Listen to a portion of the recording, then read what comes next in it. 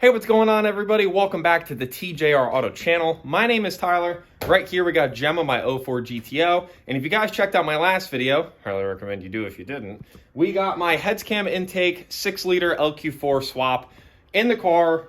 Well, it's been in the car, but we got it running and we did get it driving. So I've driven the car a couple times this past week, since that video. And we've come across some issues. So let's talk about what I left you guys on a cliffhanger with, and let me talk about the most recent issue that I have come across. It's not looking good, boys. It's not looking good. So like I said, if you guys checked out the last video, you would have seen that the thing is running amazing, and it was very, very drivable. But yesterday, before I took the car out, I made a discovery that I wish I kind of never made. But I guess better, it's better that I found it sooner than later. But first things first, let's take a look-see in here just to show you guys. It is winter and there is snow on the ground outside. So I would expect some condensation inside of here, but that's pretty foamy looking. So we're just going to act like we didn't see that. Here is the scary one. Yep, that's not supposed to be like that. That was super clean caramel oil as of maybe 2 days ago. And the scariest part between those two findings is the fact that the coolant reservoir was a bit low. So first things first, I picked up some stuff to do an oil change. So let's drain the motor. Let's see what comes out of the pan, and then I can really debate life. And this might be really sad. That's not what you want to see. That's definitely not what you want to see. Son of a bitch.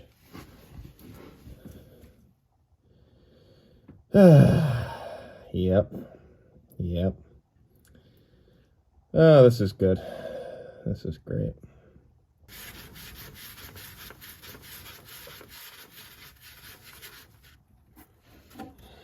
Oh, that's lovely. Oh, that's truly just an amazing sight. How nice. How fucking nice.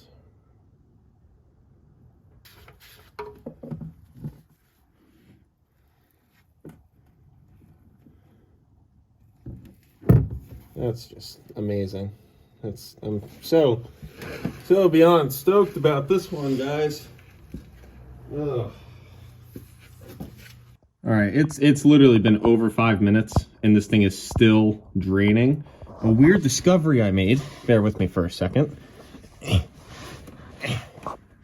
really weird discovery I've made is, you can see it dripping off my finger. It's not the thickest thing in the world. It's also not the thinnest though. So that's kind of weird. But another weird, oh my God. Another weird thing now is by smelling this, it smells like fuel. It doesn't even smell like coolant or anything sweet. And don't get me wrong, I did taste it.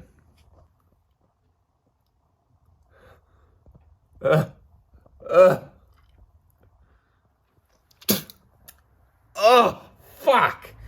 It's not sweet. It tastes disgusting. I mean, I wouldn't expect it to taste good, but it smells more like fuel than it does anything. All right, so that is still draining. It's been like 7 or 8 minutes. That thing is still draining. I was going to film the whole thing, but what fun stuff is going to come out of there? At this point, I feel like we've already seen, all of the funniness that we can. So I want to let that drain, but most importantly, I want to see how much fluid actually comes out of there. I have some empty jugs I want to fill up, and I want to see if it's roughly 7.5 quarts, because that's how much oil I put into this thing, or is it going to be like 9 or something crazy? But weirdly enough, too, there wasn't, you can see the oil in here. This still looked like normal, like decently normal looking oil. If anything, just slightly dirty, which honestly I would kind of expect coming from a used motor. Can somebody cooperate today? Because Gemma clearly doesn't want to. All right, that's fine. So let's look at the cooling system. So like I said the other day, This was kind of low. If we look in here, you see that weird like film on top? That was there when we filled it, you know, originally. So, but I mean, you can look and see just how low that is. That should not be that low. Because that was not that low this morning or yesterday. It certainly was not that low. And I ran the car for maybe 2-ish minutes to get it from outside into the garage this morning. So, I mean, it's losing coolant. The oil looks like that. There's definitely coolant being brought into the oil system somewhere. So first thing I can think of really would be head gaskets, right?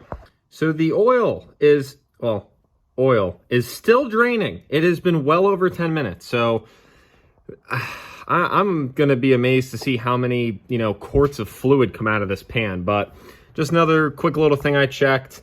Kind of hard to see, but that is also very white in there, which is the valley cover vent that goes up to the intake. My lovely loop that, no, I did not make that loop. I got the car like that, but I guess for hoo-has, I might as well pop off this valve cover since it's easy enough to get to and just see how rough it looks inside the head. I don't know if it may be bad head gasket, something didn't seal correctly, or a cracked head or cracked block maybe. This block, though, I know ran beautiful with the stock 317 heads and the stock bottom end. Like, it was a good running motor. So maybe something's wrong with the heads themselves.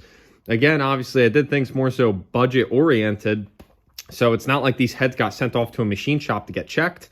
I more so just cleaned them up here and threw them on, and everything looked good on inspection. So I don't know, but let's pop this valve cover off while the oil still drains and see what we got. All right, guys, bear with me on this one. The microphone has been dead so far through this video. That's why I almost have to kind of shout and why it probably sounds really echoey in here, but it is what it is. So let's have a little story time while I take this valve cover off. I figure this is a good time for me to I guess tell you what the first problem with the car was the other night when it left me stranded. So it was probably the second day of this thing being on the road. Everything still looked great. Car was still running good, but it still needed some more tuning. It still had a little bit of idle surge, and it liked to stall out pretty decent at idle, and coming to a stop after driving it would like to stall and stuff. So it was still basically on its first 10-minute driving tune, I want to say. So went over to Webkey's house, logged it, had the tuner send a revision to make it feel better. And, that's when he was like, drive the thing more aggressive and, kind of see how we go. So everything was still going great. Everything still looked great and was performing well. So we had called it a night at some point, after we did one or two tune revisions, I want to say we called it, because car was running better than it ever has, right? So did that, then leaving Alex's house, not a minute up the road, I lost the clutch completely. I went into fifth gear, and as I went to release the clutch pedal, there was nothing there. The clutch stayed down, and it was just floppy. There's nothing. That Verizon box is about to catch a fade today, because it's not my kind of day. But I lost the clutch completely. So I, of course, was very angry, as one could be. So pulled over on the side of the road, looked under the car. The very steaming hot exhaust was getting covered in .4 brake fluid because the quick connect fitting that has that little horseshoe looking clip popped off the clutch line. So the clip stayed, and I ended up finding out because the clip was never seated properly. So basically it comes back to being my fault, which, again, it is what it is. But that's all it was the clutch line popped off. I had to leave the car on the side of the road. Webkey, thankfully, was able to come, and he brought some tools with him and some fluid and whatnot, and we tried bleeding it on the side of the road after I got it back together. And it just would not bleed. No matter what I did, it would not bleed. The pedal still felt like shit. So Thankfully, he has multiple cars at his disposal. We were able to get into a different vehicle because we didn't want to tow it with the Caprice and mess the Caprice up because it's actually a nice car. So we flat towed it, probably another mile or so up the street from him, brought it into a parking lot, and that's where I left it overnight. And then the next day, I had to go into work early in the morning to salt because it was icy out the night before. And after I was done salting, I basically filed my day as like a half day, and I went to go rescue the GTO with Bonnie. What I ended up finding out was that horseshoe-looking clip, and I'll put pictures or video in so you guys can see exactly what I'm talking about because I didn't document any of the stuff when it broke because I just wanted to get the thing fixed, you know? So I found out that the clip was actually slightly out of shape and it would not seat whatsoever. So after fussing with it, I was able to get the thing to pop in, and you could hear the thing click in, and it clicked. It was such a deep click. I felt like the boss, you know. I felt like the man because I was like, oh yeah, that right there is what it should have been the first time, and it didn't. So got the clutch line together. I also then used the speed bleeder setup, and I self-bled it like what I showed you guys I did the other day to get the thing together. And I'm really just amazed that it didn't pop off from hitting the pedal once or twice when I first got the car running. You know, I mean, it's not I can't picture it's a crazy high pressure system, you know, like the hydraulic clutch system.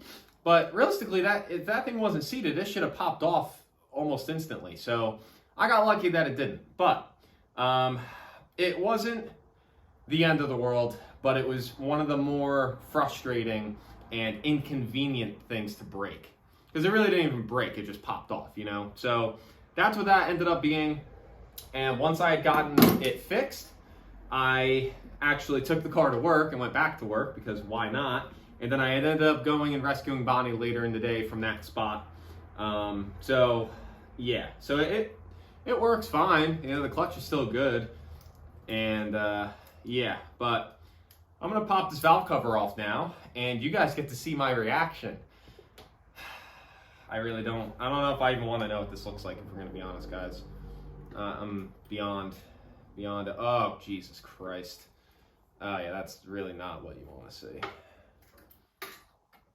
Yep. That's just fucking dandy, dude. Oh, son of a bitch, man. This is so thick. You know, this is like cake icing. Look at that. It's probably not focusing, but it's not even falling off my finger. It's so goddamn thick. Watch that door. Just watch that door, Mike. Start cutting. Go.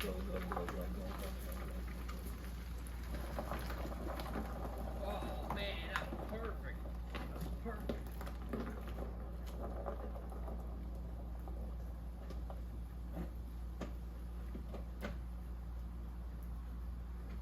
Could have not gone smoother. That's perfect. Not gonna get that thing running again for a couple months. A lot of months. It's fine. Years. A long time. It's fine. Alright guys, so I might as well give you the update. Let me make sure this is recording first before I give you the yeah.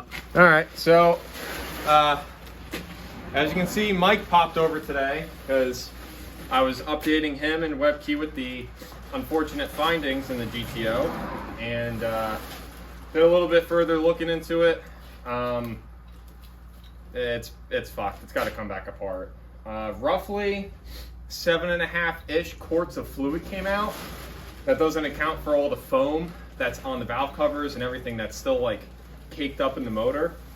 So, but with the coolant level being low, not a lick of true oil came out of it.